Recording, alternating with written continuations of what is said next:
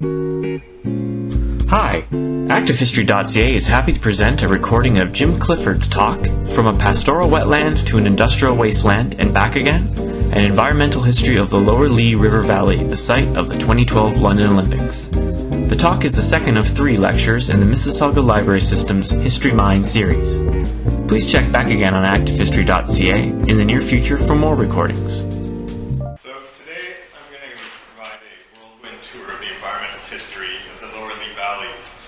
On the edge of 19th century London, which happens to also be the future location of the 2012 London Olympics. And I'm really going to focus on the connections between the environmental change in this space, which, as my title suggests, transforms from a wetland to an industrial center in London. So the connections between this environmental change and the social history of the space, and how environmental problems were closely associated with similar social problems in what became one of the most socially disadvantaged slums on the edge of London.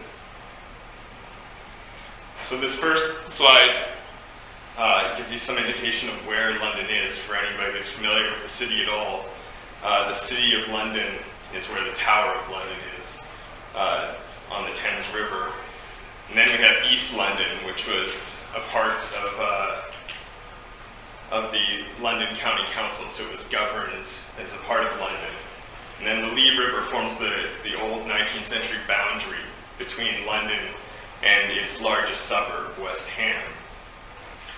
This is an interesting space because of the way the river splits into this false delta as it arrives in this very low-lying marshland before eventually rejoining into what is renamed Bow Creek, which enters the Thames down at the bottom of this map. Now, this river was reshaped by humans for centuries because of its close proximity to England's largest city, London. So it was already starting to be transformed into canals at sections in the 15th century. And this process continued, but really sped up during the canal building craze of the 18th century. So this map shows us what the rivers looked like at by the early 19th century, where you have this canal system on the west side and natural back rivers, as they're called, which were still tidal in this area, so they rise and fall with the tide each day. So this map from 1832 shows that this is still a relatively agricultural space with a limited amount of industrial development and urban development or suburban development for decades into the early 19th century.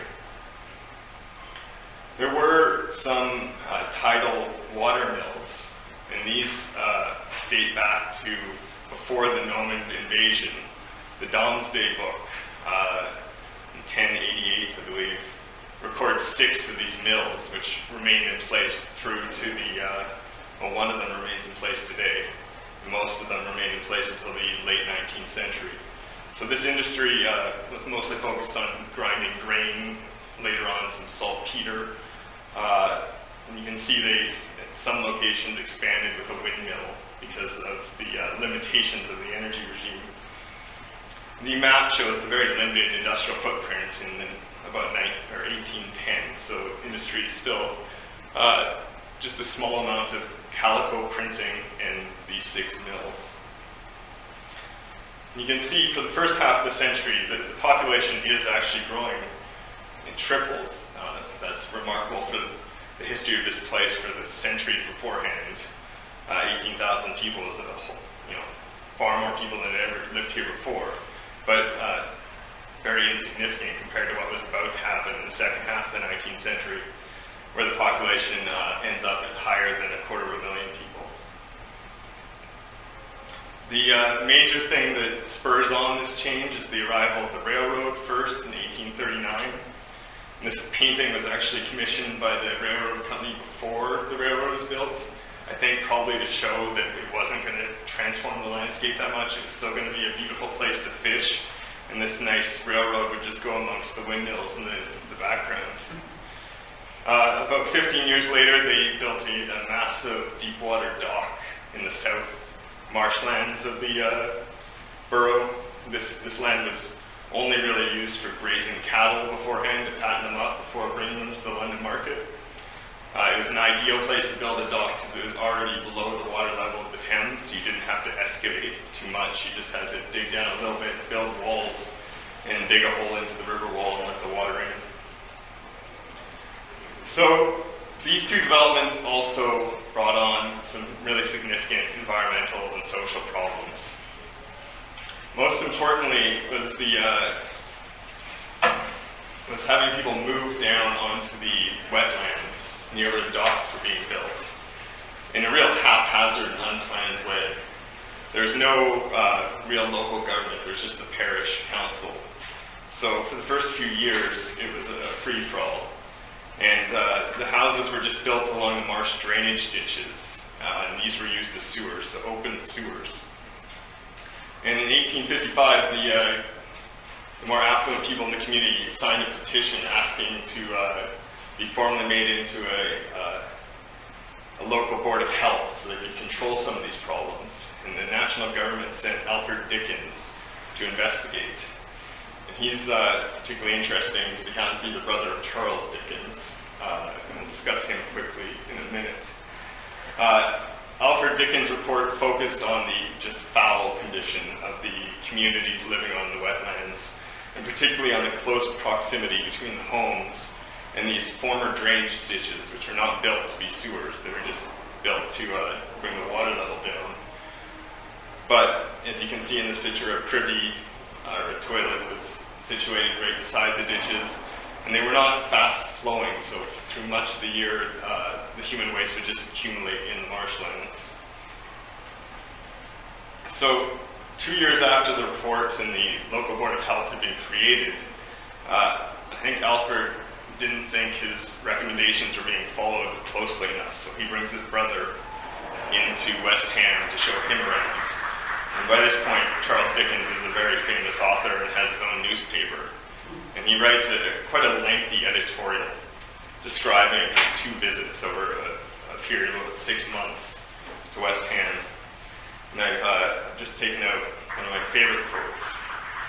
"We come to a row of houses built with their backs to a stagnant ditch.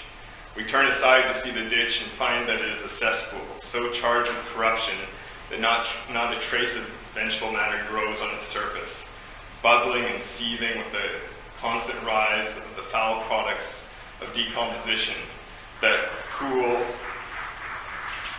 pool pours up into the air. The filth of each house passes through a short pipe straight into this ditch and stays there. Upon its surface, to our great wonder, a few consummate-looking ducks are swimming, very dirty, very much like the human dwellers in the foul alleys. As to their depressed and haggard I can never say that word. I'll let you read it. And to be weighed by ounces, not pounds. Some of them may be ducklings, but they look like the most ancient ravens." And what I think is really important here is the connection he makes with the human population and the suggestion that there's a real strong connection between these awful environmental conditions and the public health of the people living amongst this. So environmental problems are also human problems in this space from the very beginning of the industrialization. So in the century or half century that follows, as you saw in the population graph, industrialization happens very rapidly. There's a number of explanations for this.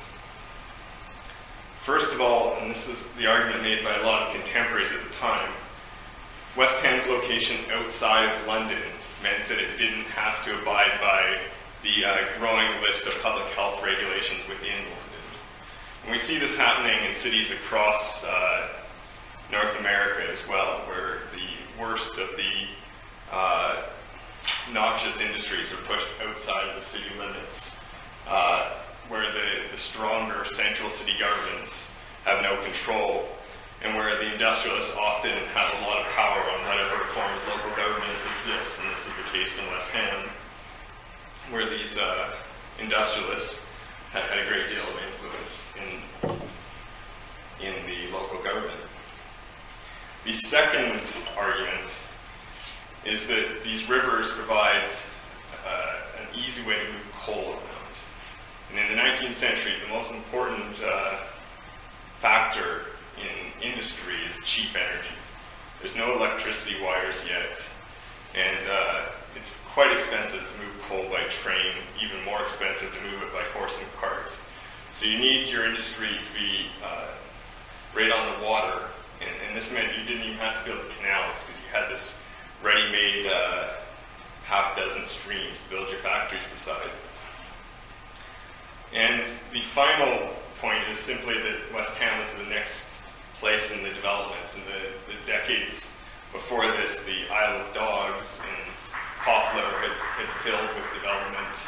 So London was moving eastward, and this was the next location for development. So these three factors contribute to it. The first map shows a concentration. If you see the red squares, these are all chemical factories. And then this is a huge rail works, the biggest in England that's developing. And this is one of the last major shipbuilding firms in London. So those are the major sites of industry. But for the sake of this topic, it's particularly all these chemical industries on smaller locations along the streams. And 2 decades later, we see an expansion of chemical industry here. The rail yard is much bigger. Chemical industry up in this northern reach, which is this area right here is where the Olympics are now being built. So back to my second reason, I think this is probably the most important factor in explaining why West Ham becomes such a major center of industry. And in this late 19th century, it is right at the heart of London's industry. Much of the industry in the center of London had begun to decline. It was too expensive to move coal, and the property value was getting too high to keep having industry right in the center of London.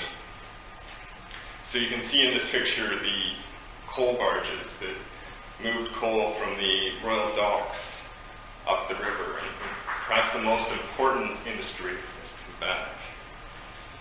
It's this little Corey and Sons right in the middle of the dock here.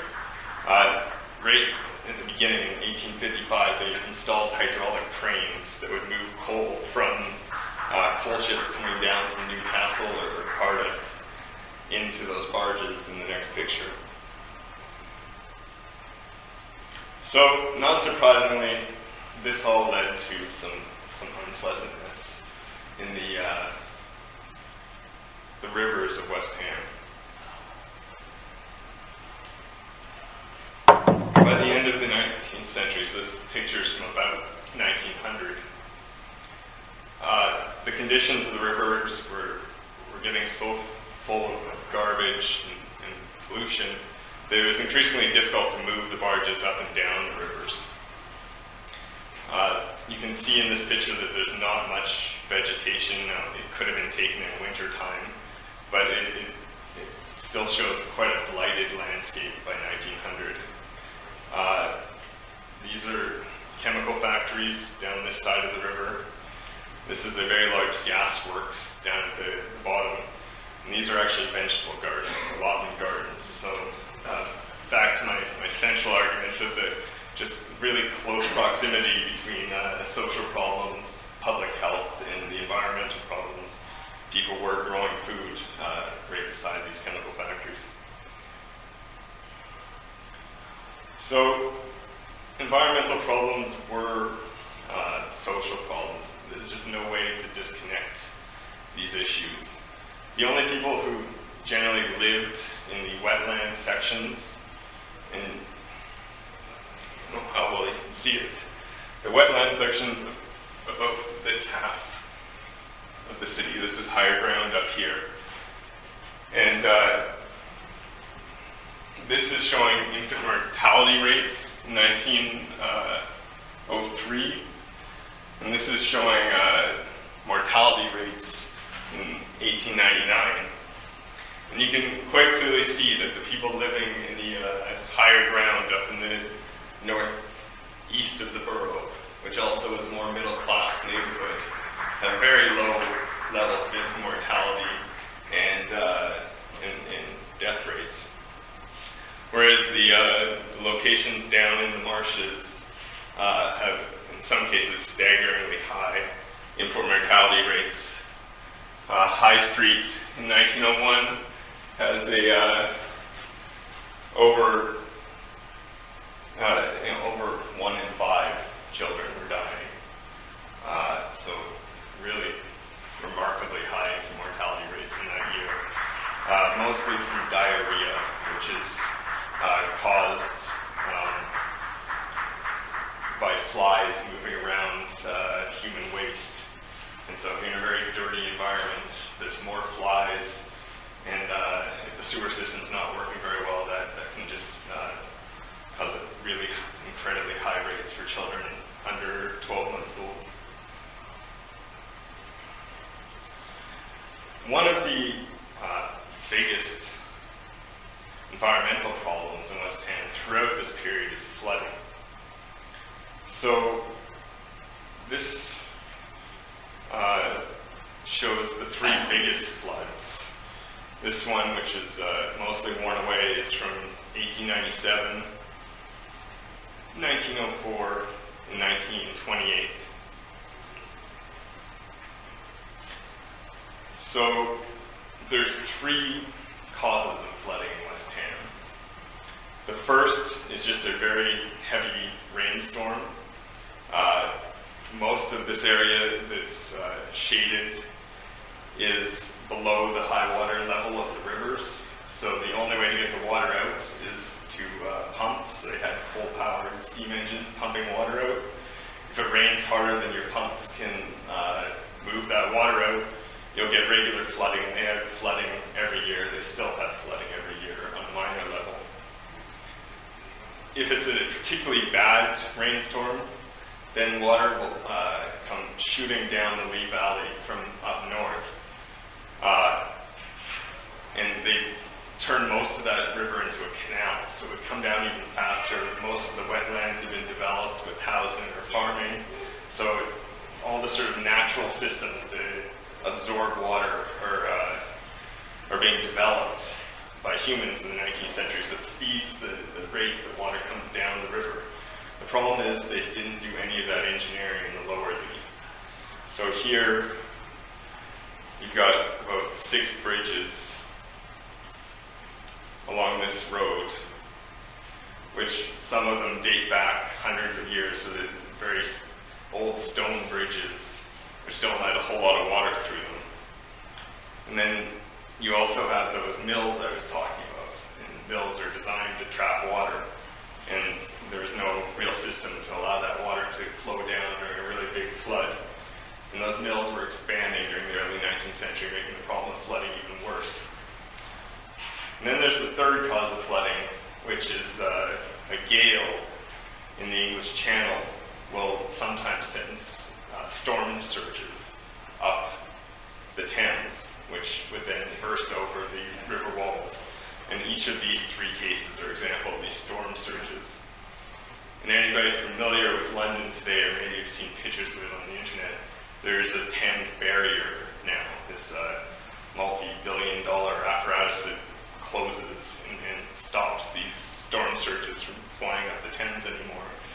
Unfortunately, it might be a few feet too low. If the ocean levels continue to rise, they might have to rebuild this multi-billion-dollar storm defense in the next few decades. Okay, so these floods are a social, economic, and environmental problem. When the water goes flowing into over the river walls, it often first hit the factories. You can see the factories are right along the rivers. It would stop some of the factories from working and some cases, it caused the boilers to explode at the shipbuilding yard here. I think that was the 1904 flood. So that's a pretty big economic problem. It would take all the chemical stores that you have sitting in your yard and liquefy them and spread them. So that's an economic problem. It's obviously a bit of an environmental problem as well. So keep that in mind as we come forward to talking about the remediation work they're doing for the Olympics right now. And then we can see by the end of the 19th century, this large community of canning town. So these are probably the better part of 100,000 people that are living down on the what I call partially reclaimed wetlands.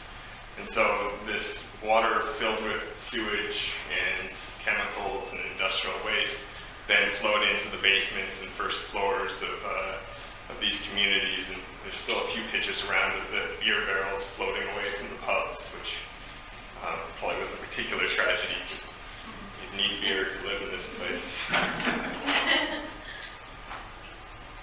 So, hand in hand with this major environmental problem of flooding, West Ham also had periodic, every 5 to 10 years, economic crises, particularly by the beginning of the 20th century. This rapid industrial boom and population growth both flattened out in the first decade of the 20th century. There had been economic downturns before, but this one was particularly bad. And it brought West Ham to the attention of the rest of the nation for the first time. So before this, West Ham was sort of a place on the edge of London that somebody might have to travel to on business every once in a while and return from as quickly as they could. And beyond that, it was out of mind for regular Londoners, which until it became an Olympic site, I think it had been. And again, the only thing that anybody seems to know about West Ham, if they're not from the east of London, is the football team and its notorious rowdy fans during the 1970s and 80s. So they became sort of a national headline story. Some of the major papers like the Daily Mail and the Daily Telegraph ran subscriptions to big, huge relief funds because the Daily News, it became obvious to the population of London that sort of laissez-faire economics were not working in West Ham. And too many people were either very underemployed or unemployed. A major jute factory closed down. The ironworks, the Thames Ironworks, the shipbuilding yard, lost all of its naval contracts. So it does hold on for another 7 years after this economic crisis, but on a vastly reduced scale. They never come close to the 3,000 plus people who were working there when they were building warships in the 1890s. So West Ham, actually, the clamor around West Ham forces the National Conservative government into action in 1905. And they pass something called the Unemployed Workmen's Act. This is the first time that the national government gets really involved in what we now call shovel-ready projects, public works projects to put the unemployed to work. In the 19th century, this is experimented with a few times during the Irish famine in the 1880s, but it had mostly been a failure, and the sort of prevailing laissez-faire liberal ideology made it very difficult for politicians to get behind it. By the early 20th century, there's been a bit of a social democratic turn, at least for a lot of progressives in London, and there's a growing willingness of having the state intervene in the economy to try and fix the unemployment problems that we're very familiar with today. But they're still terrified of doing anything that would wreck the employment market. So you couldn't do anything too useful, because that's something that the market should be doing. So you had to find public works in the town that weren't necessary. You couldn't just go build roads like we do today, because that would be interfering with the market. So they do a few things in West Ham. They build a labor colony in the countryside and send a few hundred men off to learn how to be farmers again. Because one of the hopes is maybe you can repopulate the countryside. This is something that a wide range of thinkers, from socialists to progressives and liberals and conservatives, are dreaming of these labor colonies as the big answer to urban social problems. But this could only deal with a few hundred people at a time. So they also start to work on the drainage just north of the borough in Wanstead Flats.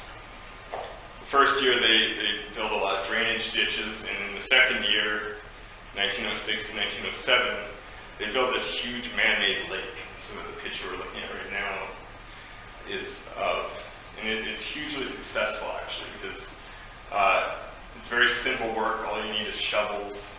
There's very little cost, so almost all the money going into this project went directly into the pockets of unemployed men. And it turned out to be very cost effective. The work was done well, and it wasn't any more expensive than getting a firm to do it for you. So this gives people in West Ham, the local political elite, a lot of hope that maybe they can continue to find money to do big projects like this. And this is where we connect flooding back with unemployment. So the borough engineer comes up with a plan in early 1908 to hopefully take some of this money for unemployed and deal with this decade-long problem of flooding in the back rivers. And the hope is that you can transform these back rivers into functional canals. This would be a boon for the economy. It would mean it would open up new land for industrial development. They had a few canals, as we saw earlier on. So if you can turn that mess of a back river into a nice orderly stream like this, it would address your environmental problem of flooding, and it might be good for the economy, and it would help the social problem of unemployment, because this would be a much bigger project than the lake construction, and it really could have put workers from West Ham and many of the surrounding boroughs to work for a few years in the late years, the first decade of the 20th century. The project fails, so they don't do it this first time. First of all, because the minister in charge is really reticent to see this program expand at all, and believes that if we keep going down this road, then there's going to be demands for sort of guaranteed full employment. And even though he spent the first 10 years of his political life as a socialist, he was now a firm convert to the laissez-faire liberal ideology and was unwilling to allow this. So, believe it or not, he was arguing with Winston Churchill, who spent the rest of his life being an anti-socialist, to not fund these programs any further. Churchill thought, this isn't actually that bad of an idea to create a bit more social harmony. So it doesn't happen because of that. It's also just too complicated a project that's early on. There's big concerns about liability, because getting just men to dig out these canals would mean you'd have to block them off on either end for months at a time. And if a flood did come down during those months, it would be a far bigger problem, because there'd be nowhere for the water to go. And they couldn't quite figure out who would be liable in that situation. So the town lawyers and the Lee Conservancy Board lawyers got involved, and that stopped the project dead in its tracks. But there were consequences for not dealing with flooding during this opportunity in 1908, 1909. If you remember the picture of the three floods, 1928 is the next one. And it's significantly worse than any of the floods that had come before, and it floods much of the town. Really quite devastating. And then a year later, the global economy collapses. So the politicians in West Ham immediately say, we've got an idea. We've been wanting to do this for 25 years, and they go straight to Parliament and have a bill passed to dramatically transform the Lower Lea River in 1930. It takes 5 years. They go way beyond their plans from the 1908. They widen the high street. They fill in 2 of the rivers, move many of the rivers a few feet in various directions. And there's a real hope that this is going to be a solution to the pretty steady economic decline this region had been experiencing for the first decades of the 19th century or 20th century. So again, we see this grand plan to solve both the social and environmental problems of West Ham through a big public works project. Unfortunately, it doesn't really work. It does make these rivers better. They have these lovely concrete walls now. It decreases the threat of flooding to a certain degree, although in the next huge storm surge of in 1953, West Ham does get flooded again, so it's not a perfect solution to flooding. And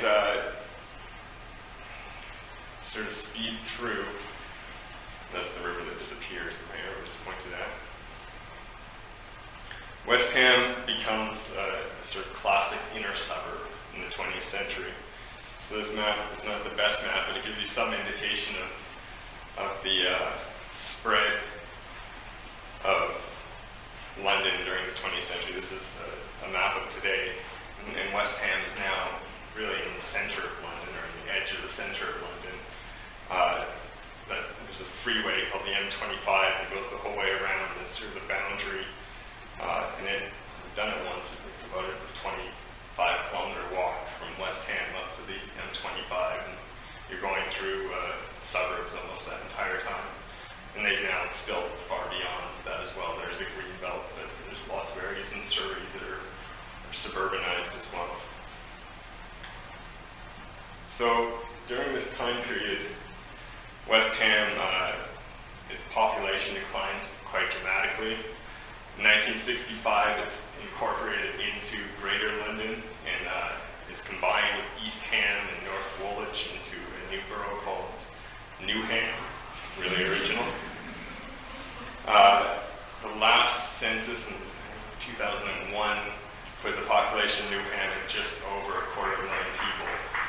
So that's 3 boroughs combined, or I guess 2 1/4 boroughs combined. The population in West Ham is about half what it was 100 years earlier.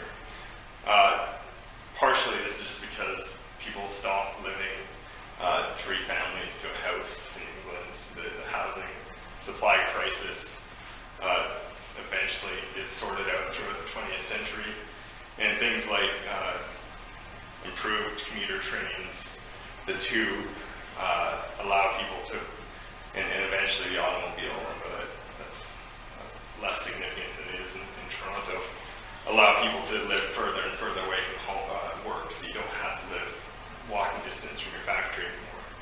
But it's also because the industry goes through a rather protracted decline. Lots of mergers and acquisitions in the post-war period. The Second World War is quite devastating to West Ham. It's sort of the first place you get to when you're flying from Berlin. So a lot of German pilots decided they'd let off their bombs and turn around and go home before they got into the really ugly anti-aircraft fire. So West Ham is really devastated in the Second World War, and it never really recovers from that. It's been on decline already. There's still 2 or 3 big factories, a big sugar factory on the waterfront, but very little factories in the Lower Lea Valley. So this is a picture I took in 2007. You can see these remade back rivers with their concrete walls that sort of become overgrown. You could barely walk through this region. And so planners started to talk about it as the least developed section of London. I always found to be kind of an odd term for a place that has a century of rapid development that I managed to write a dissertation about, but because it had not been sort of actively developed for about 60 years. It becomes, in planning parlance, the least developed section of London. A lot of the factories have sort of given away to just storage sites, very light industry, scaffolding. There's all kinds of places with big stacks of scaffolding. So like I said, just being a cheap place to keep equipment, factories full of tires. Every time I turn a corner, I'd get a little bit more surprised by what I found. So it should not come as any big surprise that as they planned the Olympics, or planned a bid for the Olympics, this seemed like an obvious place. Also, understand that this issue is happening in Mississauga right now. It's really, really expensive to clean up industrial wastelands like this. So you don't want to do it yourself because you could never sell enough condos to pay the billions of dollars needed to remediate this kind of an industrial space. So you need to figure out a way to convince the British taxpayers to spend £9 billion pounds. So you sell them the Olympics. And being that this was the 2000s, we also were very excited about the environment for at least 3 or 4 years. So you had to pretend that the environment was a central goal. So these are just a few quotes from the website. It's been taken down. It's the website from about 2006, talking about the legacy. So the Olympic Park will lie at the heart of the Lower Lea Valley, just 4 miles from Tower Bridge. Currently one of the capital's most underdeveloped areas. The Lea Valley is an area of outstanding potential, which will be transformed. The Games legacy will transform this area into one of the largest urban parks created in London for more than 150 years. The natural river system of the valley will be restored. Canals would be dredged and waterways widened. Bird watchers and ecologists will be able to enjoy 3 hectares of new wetland habitat. The rehabilitation of the Lower Lea Valley lies at the heart of the Olympic legacy to East London, restoring an ecosystem and revitalizing an entire community. So here we are again, a recognition that the social problems and the environmental problems are connected. And this huge government project is going to solve this. And the social problems, this was one of the worst boroughs in London. It continued to be a place where people came when they first arrived in London. So it was one of the most ethnically diverse regions of London, one of the most impoverished regions of London, and one of the most crime-riddled regions of London. Although those things are not necessarily connected. I think that there's a lot of the football fans that contributed to the crime problems. Those were not necessarily the ethnic diverse segment of the population. So here's the grand vision for the 2012 Olympics. We have the before picture from Google Earth that shows the remnants of this industrial landscape. And we have the park. It's about 3/4 of the way there now that the stadium's been built. It sure doesn't look this green yet, but I'm sure we'll be planting a lot of grass this summer to achieve that. So what about this promise of the Green Olympics? I think it will be, to some extent, cleaning up this environmental mess. Maybe not worth the price tag, but surely a valuable thing to do for the community. But there were some problems along the way, particularly when they told these allotment gardeners that they had to get out. So this Green Olympics, we're going to destroy a 100-year-old allotment garden, one which had been given to gardeners in perpetuity. Apparently, as long as you have the Prime Minister behind you, you can erase contracts such as that. You can see just how lush these gardens were. In some cases, it was multi-generational farmers who have been farmed by the same family for 70 years. Deep part of the East London community, a really important part of working class culture in East London. And in my mind, a vernacular landscape that's just as important to English culture as the rose gardens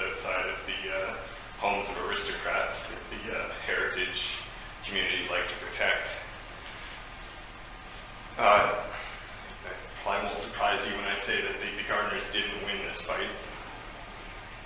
Most importantly, it was right in the way of a bridge between the train station and the main stadium, and for traffic flow reasons, you just couldn't divert that. Second of all, one of the garbage dumps in this area had a lot of radium in it. They built radium watch dials in the early 20th century in this region, and radium is radioactive. They just dumped it in the ground 80 or so years ago. Taking it back out again was going to mean the dust in the area was going to be very toxic and dangerous. The river and most of this land is some of the dirtiest in England, so again, just the dust created by this project, you really couldn't have farmers or gardeners wandering in and out of this site during the 5 years where they were processing and getting rid of this toxic legacy. When everything was sort of under a layer of grass, it was safe enough, but during the project, I have to agree it was probably the right decision, but a sad one nonetheless. So the last question is, they are going to clean up the environment. It's going to be a lot better. It already is. They spent a lot of money, but the rivers will be cleaner. Much of this toxic legacy of these chemical factories will be gone. There'll be lush green grass growing and new trees. There's also going to be a whole lot of new condos. They've already started building them. So a question that a lot of critics have been asking is, what happens to the people of West Ham? Are they going to be the ones who benefit from this new environment? And I sort of wonder, everything I know about this place has been this close correlation between the environment and the social class of people who lived there for 150 years. I have a hard time imagining that now that the environment is going to be cleaned, that this correlation is not going to continue. And the impoverished people, the socially disadvantaged people of West Ham, will be pushed aside once again, out to some less desirable, probably dirtier section of London. And the vast majority of the people who will enjoy this new landscape will be living in condos like on the waterfront in Toronto. They'll be professional, single, 32-year-olds enjoying life. And a story from March 9th suggests this process is already beginning. A lot of the canals were lined with these old converted barges. People lived in them with very low mooring fees. Nobody really cared for decades because nobody went there anyways. Well, they just talked about going from £600 a year to £7,000 a year. So that seems like a pretty deliberate method to move some socially undesirable people out of these canals and open them up so that more socially desirable people can use this space. So this is yet to be seen. I don't want to be overly pessimistic because I think particularly the parklands they're going to create is going to create this great recreational space. I'm a jogger. I love running through Toronto's ravines. I think this will be a spectacular place for London's joggers and cyclists to enjoy for generations to come. But there's going to be consequences, and I imagine the social and environmental connections will remain. 10 years from now, it's going to be a cleaner and less poor neighborhood. Thank you very much.